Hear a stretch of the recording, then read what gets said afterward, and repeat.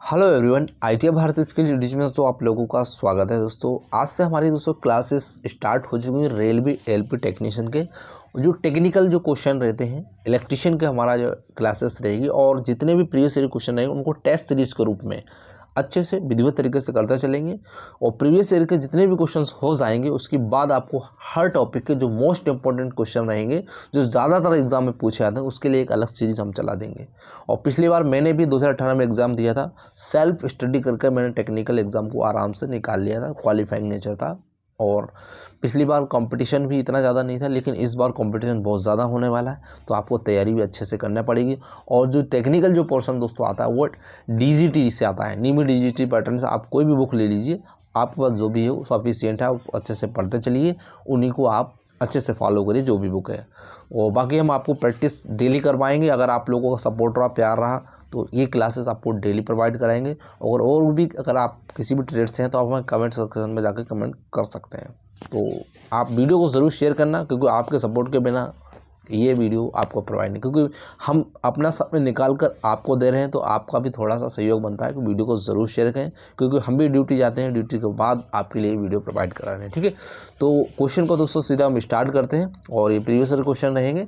तो पहला दोस्तों क्वेश्चन आपकी स्क्रीन पर ये रहा, क्वेश्चन को अच्छे से पढ़िएगा। क्वेश्चन में दिया गया और टाइपिंग नहीं कर पा रहे क्योंकि हमारे पास समय नहीं है। तो देखिए एक कॉइल, यहाँ पर देखिए एक कॉइल दी गई है, 100 वोल्ट की है, 50 हर्ट्ज की आपूर्ति से जुड़ा हुआ है। यदि सर्किट का प्रतिबाधा अगर 10 ओम है तो सर्किट से बहने वाली प्रवाह पूछा गया। तो यहाँ पर देखिए आप सीधा आपको मैं बता देता हूँ। तो यहाँ पर देखिए आपका V दिया गया है, ठीक है। V आपका कितना दिया गया, 100 वोल्ट दिया गया, ठीक है। इसको थोड़ा ध्यान रखना, V कितना दिया गया, 100 वोल्ट दिया गया। इसके बाद आपका यहाँ पर जो आपका दिया गया है Z दिया गया है, ठीक है। Z आपका यहाँ पर बराबर कितना दिया गया आप दे सकते हैं। Z आपका दिया गया कितना, 10 ओम में दिया गया, तो यहाँ पर आप 10 ओम कर लिए, ठीक है। अब आपसे यहाँ पर पूछा गया I बराबर पूछा गया, I आपसे यहाँ पर पूछा गया। तो फार्मूला दोस्तों हमारा जो होता है इसको थोड़ा याद रखिए। जो फार्मूला होता है I बराबर होता है V/Z, ठीक है। ये आपका फार्मूला होगा। इस फार्मूले में आपको मान रखना और सवाल का आंसर आपको प्रोवाइड हो जाएगा। तो चलिए करते हैं इसको। तो I बराबर जो हमारा दोस्तों हो जाएगा, यहाँ पर V हमारा कितना दिया गया, 100 दिया गया, ठीक है। इसके बाद Z जो कि जो वैल्यू 10 दी गई, अब आपका 10 एक जीरो से यहाँ पर एक जीरो कैंसिल हो जाएगा, बराबर आपका यहाँ पर 10 क्या हो जाएगा, जो होता है 10 जो आपका आया है दोस्तों ये किस में आएगा, एम्पियर में आएगा। किस में आएगा, एम्पियर में आएगा। तो इसके बाद अब यहाँ पर देखिए 10 एम्पियर कहाँ पर है, तो देखिए ऑप्शन नंबर 4 इसका राइट आंसर हो जाएगा। तो आशा करता हूँ आप समझ चुके होंगे। और जो हमारा फार्मूला इसको भी आपने ध्यानपूर्वक याद कर रखा होगा, V बराबर IR होता है। इसको भी ध्यान रखना, इससे भी सवाल पूछा जाता है सीधा, ठीक है। इसको भी याद रखना। चलिए अगला क्वेश्चन देख लेते हैं। अगला क्वेश्चन आपकी स्क्रीन पर ये रहा, अच्छे से पढ़िएगा, बिल्कुल थ्योरेटिकल क्वेश्चन है। यहाँ पर देखिएगा, निम्न में से किस ट्रांसफार्मर में द्वितीयक घुमाव को हमेशा बंद रखा जाता है, यानी द्वितीयक जो घुमाव रहता है, कुंडली रहती है, किस में बंद रखा जाता है। देखिए ऑप्शन फर्स्ट हमारा दिया गया पावर ट्रांसफार्मर दिया गया, दूसरा हमारा दिया गया पोटेंशियल ट्रांसफार्मर दिया गया, और तीसरा हमारा दिया गया वितरण यानी डिस्ट्रीब्यूशन ट्रांसफार्मर दिया गया। ऑप्शन आपका 4 दिया गया है धारा ट्रांसफार्मर दिया गया। तो सभी साथी कमेंट करेंगे, अगर जितने भी साथी को याद है, अगर आपने बुक अगर पढ़ा है कभी ट्रांसफार्मर का तो आप आंसर कमेंट कर सकते हैं, बाकी नहीं तो आपको आंसर का बताएंगे। तो जल्दी से कमेंट करें सभी साथी, इसका राइट आंसर क्या होना चाहिए। सभी साथी कमेंट करेंगे जितने भी साथी वीडियो देख रहे हैं। तो जो भी साथी इसका राइट आंसर कर रहे हैं, हमारा ऑप्शन नंबर 4 इसका राइट आंसर हो जाएगा, यानी क्या होगा, धारा ट्रांसफार्मर इसका करेक्ट आंसर हो जाएगा। इसमें होता क्या दोस्तों, अगर बात करें तो धारा जो ट्रांसफार्मर में क्या होता है, द्वितीयक वाइंडिंग को हमेशा बंद रखा जाता है। क्यों रखा जाता है, अन्यथा जो क्या होगा, धारा जो होता है हमारा धारा ट्रांसफार्मर जो होता है धारा, वो भारी लोड का अनुभव करेगा और क्या होगा, जल जाएगा। इसलिए क्या करता है, तो उसको बंद रखा जाता है हमेशा, ठीक है। इसको आप थोड़ा नोट डाउन करते चलना। चलिए अगला क्वेश्चन देख लेते हैं। आपकी स्क्रीन पर 11 इंपॉर्टेंट क्वेश्चन है। जितने भी दोस्तों ये क्वेश्चन करवा रहे हैं, आपके प्रीवियस ईयर के क्वेश्चन करवा रहा हूँ। ये 22 तारीख का है, पेपर है 2019 का, ठीक है। अब इसमें क्वेश्चन पूछा गया, दीपक जो है इसकी दक्षता की इकाई पूछा गया। बहुत ही इजी क्वेश्चन, आपने अगर पढ़ रखा है तो आसानी से इसका राइट आंसर कमेंट कर सकते हैं। देखिए, लक्स में करते हैं या फुट कैंडल में करते हैं, ये ल्यूमेंस पर वाट में करते हैं या ल्यूमेन में करते हैं, तो बताइए सभी साथी कमेंट करें। जितने भी साथी वीडियो देख रहे हैं हमारा, तो सभी कमेंट करते चलें इसका राइट आंसर क्या होगा। बाकी हम आंसर इसका कमेंट करके बताएंगे इसे, तो सभी साथी कमेंट करेंगे इसका राइट आंसर क्या होना चाहिए। तो जितने भी साथी इसका राइट आंसर कमेंट कर रहे हैं, ऑप्शन नंबर इसका क्या हो जाएगा, 3 इसका राइट आंसर हो जाएगा। यानी दीपक की जो दक्षता होती है वो क्या होती है, ल्यूमेंस पर वॉट इसका राइट आंसर हो जाएगा। अगर बात करें दीपक की दक्षता क्या होता है, दीपक की दक्षता क्या होती है, वह माप है जो यह दर्शाता है कि एक प्रकाश स्रोत कितना प्रकाश उत्सर्जित कर रहा है, यह ल्यूमेंस पर वॉट में मापी जाती है। ये क्या होता है, एक राष्ट्रीय SI इकाई है। ठीक है, इसको आप थोड़ा नोट डाउन करते चलना, जो भी आपको बताता हूँ। ठीक है, चलिए अगला क्वेश्चन देखते हैं आपकी स्क्रीन पर। ये रहा क्वेश्चन को अच्छे से पढ़िएगा। तो यहां पर दोस्तों देखिए क्वेश्चन में क्या दिया गया, क्वेश्चन देखिए, क्वेश्चन में यहां पर दिया गया है, एक मिनट यहां पर देखिए, क्वेश्चन में दिया गया है निम्न में से किस उद्देश्य से कम वोल्टेज वाले लैंपों का उपयोग किया जाता है। तो किस में किया जाता है, कम जो होता है वोल्टेज वाले जो लैंप होता है उसका उपयोग कहाँ पर करेंगे। देखिए ऑप्शन एक दिया, बड़े आकार के प्रकाश व्यवस्था में करेंगे, और स्वचालित वाहनों की प्रकाश व्यवस्था में करेंगे, या 3 दिया हमारा दिया औद्योगिक प्रकाश व्यवस्था में करेंगे, 4 हमारा दिया गया स्टेडियम की प्रकाश व्यवस्था में करेंगे। तो सभी साथी कमेंट करते चलेंगे इसका राइट आंसर क्या होना चाहिए। तो सभी साथी कमेंट करें जितने भी साथी वीडियो देख रहे हैं, और वीडियो को ज़रूर शेयर करना अगर वीडियो अच्छी लगे तो, क्योंकि दोस्तों यहाँ पर टाइपिंग करने में हमारे पास इतना समय नहीं है, क्योंकि हम ड्यूटी जाते हैं, ड्यूटी के बाद आपके लिए वीडियो प्रोवाइड करा रहे हैं, और ये प्रैक्टिस सेट आपको डेली हम कोशिश करेंगे प्रोवाइड कराने की।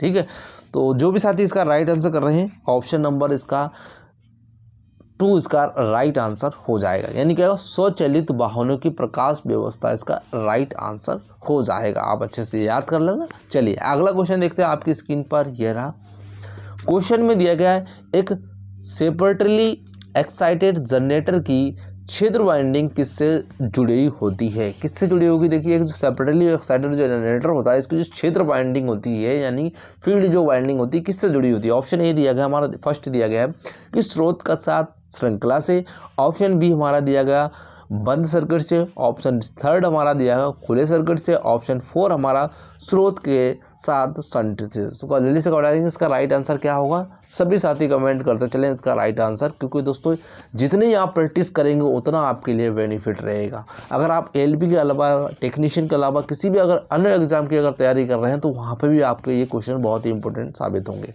तो जो भी साथी इसका राइट आंसर कर रहे हैं, हमारा ऑप्शन नंबर फर्स्ट इसका राइट आंसर हो जाएगा। यानी क्या होगा, स्रोत के साथ श्रृंखला से, यानी कि सोर्स जो होता है उसके साथ श्रृंखला में क्या होगा, जो एक सेपरेटली जो एक्साइटेड जनरेटर होता है, इसकी जो क्षेत्र जो वाइंडिंग होती है स्रोत के साथ श्रृंखला से जुड़ी होती है। ऑप्शन नंबर फर्स्ट इसका राइट आंसर हो जाएगा।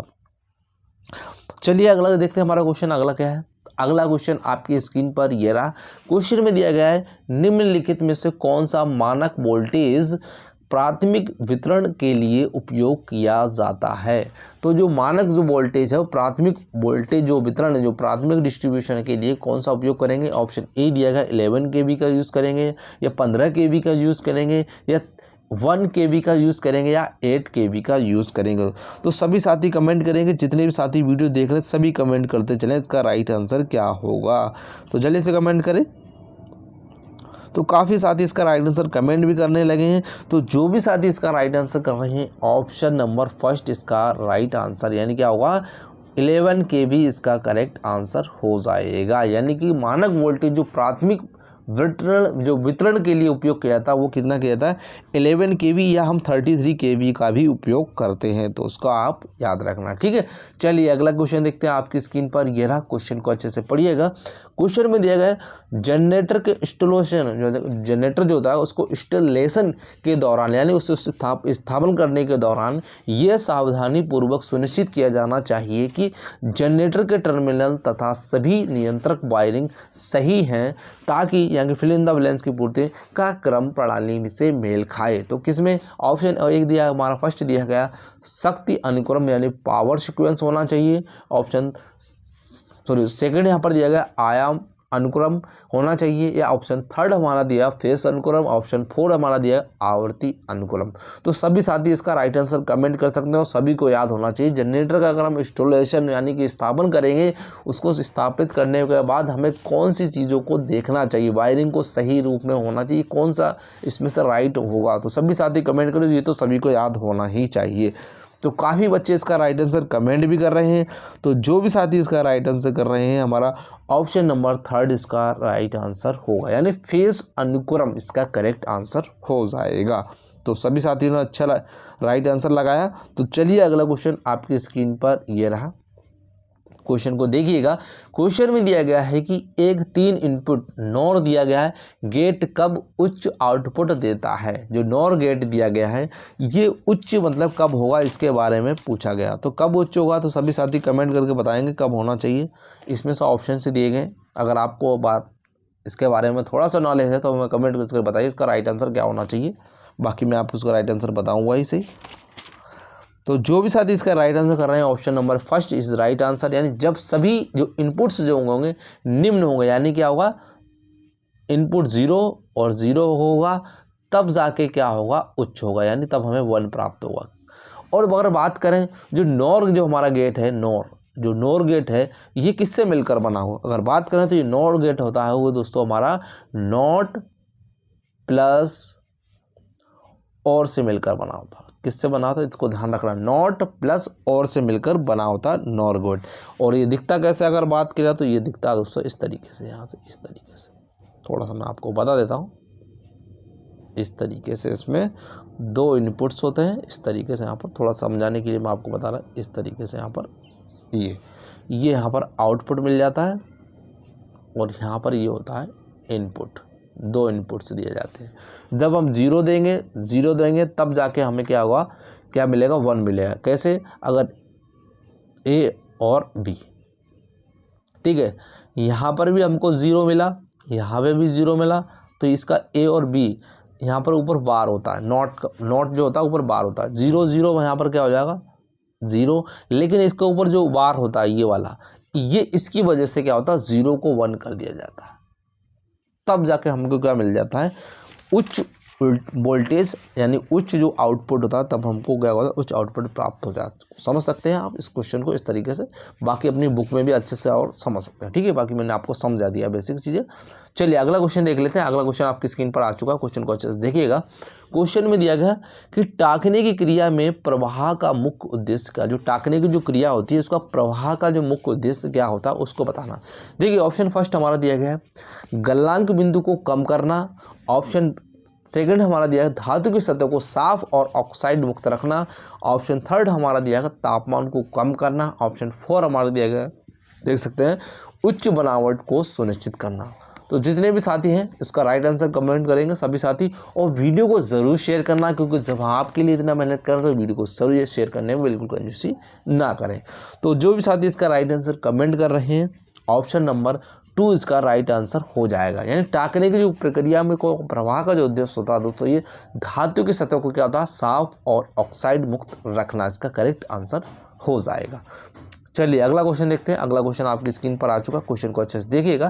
क्वेश्चन में दिया गया शॉर्ट ट्रांसमिशन लाइन लघु पारेषण लाइन फेज संबंधी त्रुटि यानी फेज फॉल्ट के लिए किस प्रकार के रिले को प्राथमिकता दी जाती है, किस प्रकार का रिले को प्राथमिकता देंगे।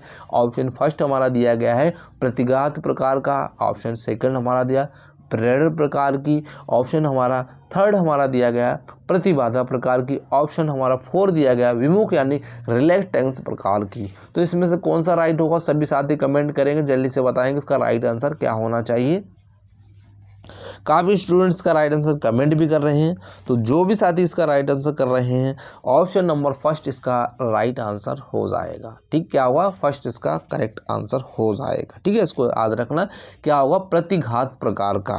प्रतिघात रिले एक क्या होता है वोल्टेज जो होता है रिस्ट्रेंड ओवर करंट रिले होती है। ये रिले क्या अगर दोष के बिंदु तक प्रतिघात को मापती है और ट्रिप कमांड देती है। प्रतिघात का मान क्या होता है रिले जो सेंटिंग से कम होता है, चाहे तो इसको नोट कर सकते हैं। ठीक है, चलिए अगला क्वेश्चन देख लेते हैं। आपका स्क्रीन पर ये रहा, क्वेश्चन में दिया गया है एक इलेक्ट्रिक स्टोव संचालित करने के लिए आवश्यक आवृत्ति होनी चाहिए? तो आप तो ये बेसिक क्वेश्चन है, आराम से कमेंट करके बता सकते हैं इसका राइट आंसर कौन सा होगा। सभी साथी जल्दी से कमेंट कर दीजिए। तो काफ़ी बच्चे राइट आंसर कमेंट भी कर रहे हैं, तो जो भी साथी कर रहे हैं ऑप्शन नंबर फर्स्ट इसका राइट आंसर हो जाएगा, यानी 50 हर्ट्ज फ्रीक्वेंसी हमारे भारत की है, तो इसका राइट आंसर हो गया होगा ऑप्शन नंबर फर्स्ट इसका करेक्ट आंसर हो जाएगा। चलिए अगला क्वेश्चन आपकी स्क्रीन पर आ चुका है, क्वेश्चन को देखिएगा, अच्छा समझिएगा और राइट आंसर में कमेंट करके बताइए इसका राइट आंसर क्या होगा। देखिए, NPN ट्रांजिस्टर के सामान्य परिचालन के लिए ऑप्शन फर्स्ट दिया गया है कि अमीटर बेस जंक्शन अग्र अवनति यानी फॉरवर्ड वायस होना चाहिए और बेस जो कलेक्टर जंक्शन अग्र अवनति यानी फॉरवर्ड वाइज्ड होना चाहिए। ऑप्शन सेकंड हमारा दिया गया है अमीटर बेस जो होता है जंक्शन पश्च अवनति यानी रिवर्स होना चाहिए और बेस कलेक्टर जंक्शन पश्च अवनति यानी रिवर्स वाइज में होना चाहिए।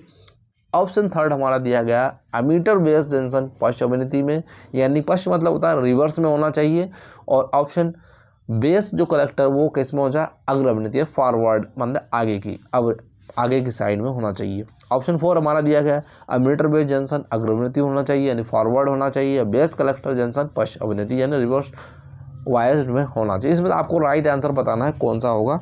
तो अगर मैं थोड़ा सा अगर आपको इसका डायग्राम बताना चाहूँ तो इस तरीके का होता है, इसमें यहाँ पर देखिए इस तरीके से, ठीक है, यहाँ पर NPN, ठीक है, NPN होता है। तो यहाँ पर आपका अगर बात की जाए, यहाँ पर जो आपका होता है अमीटर होता है इसी सिंबल से और जो कलेक्टर होता है इसको बात करें C से करते थे, नोट करते रहते हैं इस तरीके से यहाँ पर ये, ठीक है, इस तरीके से यहाँ पर इसका डायग्राम यहाँ पर देखिएगा। मैं आपको थोड़ा सा रफली डायग्राम आपको यहाँ पर बता देता हूँ। ये इसका बेस रहता है इस तरीके से यहाँ से, ठीक है, इस तरीके से ये जुड़ा रहता है, ठीक है, ये इस तरीके से रहता है, आप यहाँ दे सकते हैं। ये इसका बेस रहता है, ये बेस रहता है, ठीक है। तो इसका जो राइट आंसर कौन सा होगा ऑप्शन नंबर फोर इसका राइट आंसर हो जाएगा, ठीक है। जो अमीटर बेस जंक्शन होता है ना ये अग्र अवनति में, तो कैसा होता है अमीटर जो होता है किस में होता है अग्र अवनति में होता है, ठीक है। और जिसका जो कलेक्टर जो होता है बेस कलेक्टर जंक्शन जो होता है ये कायम होता है पश्च अवनति में, किस में होता है पश्च अवनति में। थोड़ा इसका आप ध्यान रखना, ठीक है। ऑप्शन नंबर फोर इसका करेक्ट आंसर हो जाएगा, आप उसको थोड़ा सा ध्यान रख लेना, ठीक है। चलिए अगला क्वेश्चन देख लेते हैं। क्वेश्चन में दिया गया हाफ वेव शुद्ध करने वाला या करने वाली की दक्षता क्या होना चाहिए। हाफ वेव जो शुद्ध करने वाली जो क्या होती है, हाफ वेव जो रेक्टिफायर होता है उसको शुद्ध करने के लिए दक्षता कितनी होना चाहिए इसके बारे में पूछा। 20% या 40.6% होना चाहिए, 100% होना चाहिए, 81.2% होना चाहिए, कितना होना चाहिए इसका राइट आंसर आपको कमेंट करना है। तो सभी साथी कमेंट करेंगे इसका राइट आंसर क्या होना चाहिए। तो काफ़ी बच्चे इसका राइट आंसर कमेंट भी कर रहे हैं, तो जो भी साथी कर रहे हैं इसका राइट आंसर हो जाएगा 40.6% इसका राइट आंसर हो जाएगा। ये क्या होता है हाफ वेव रेक्टिफायर की जो क्षमता होती है शुद्ध करने की 40.40% इसका राइट आंसर हो जाएगा। चलिए अगला क्वेश्चन आपकी स्क्रीन पर ये रहा, यहाँ पर एक डायग्राम इस तरीके का दिया गया है। इसमें आपको बताना है दी गई आकृति में दर्शाई गई माप यंत्र द्वारा प्रतिशत त्रुटि की प्रकार की पहचान करना है। तो इस वहाँ पर किस प्रकार की, ये प्रीवियस क्वेश्चन पूछा गया। तो ये देखिए अगर 4 ऑप्शन से दिए गए, इसमें आपको राइट आंसर पढ़ना है और कमेंट करके बताना है इसका राइट आंसर कौन सा होगा। तो सभी साथी कमेंट करिएगा इसका राइट आंसर, अच्छे से पढ़िए इसका राइट आंसर क्या होना चाहिए। तो जो भी साथी इसका राइट आंसर कर रहे हैं उसका राइट आंसर हो जाएगा हमारा ऑप्शन नंबर फर्स्ट, यानी इसमें क्या होगा सेटिल यानी कि हिस्टेसिस जो त्रुटि होता है यहाँ पर ये प्रकट कर रहा है, इसको यहाँ पर हिस्टेसिस जो त्रुटि है इसका राइट आंसर हो जाएगा। अगला क्वेश्चन देख लेते हैं आपकी स्क्रीन पर ये रहा। क्वेश्चन में यहाँ पर देखिए, क्वेश्चन में दिया गया क्लीट वायरिंग में खांचे रिक्तान दिया गया से बनाए जाते हैं। तो कांच से, तांबे से, इस्पात से या चीनी मिट्टी, तो किससे बनाए जाते हैं सभी साथी कमेंट करेंगे। तो जो भी साथी इसका राइट आंसर कमेंट कर रहे हैं ऑप्शन नंबर फोर्थ इसका राइट आंसर, यानी किससे बनाए जाते हैं चीनी मिट्टी इसका करेक्ट आंसर। इसको ध्यान रखना किससे बनाया जाता है, जो क्लीट वायरिंग के जो खांचे बनाए जाते हैं वो किससे बनाए जाते हैं, ये बनाए जाते हैं हमारा चीनी मिट्टी से बनाए जाते हैं, ठीक है। तो आज के जो हमारे 50 क्वेश्चन थे और इसमें हमने आपको कुछ एडवांस जो भी थ्योरेटिकल में जो समझाने का था मैंने आपको कहीं कहीं बताया, उसको भी नोट करना चाहे नोट कर लेना। वीडियो अच्छी लगी वीडियो को ज़्यादा से अपने स्टडी ग्रुप में जरूर शेयर करना, क्योंकि जब हम आपके लिए मेहनत कर रहे हैं, टाइम निकाल रहे हैं आपके लिए, तो आपका भी सहयोग बनता है। वीडियो को ज़रूर शेयर करें और वीडियो को जरूर लाइक करें। Thank you for watching this video. जय हिंद, जय भारत। मिलते हैं नेक्स्ट वीडियो में।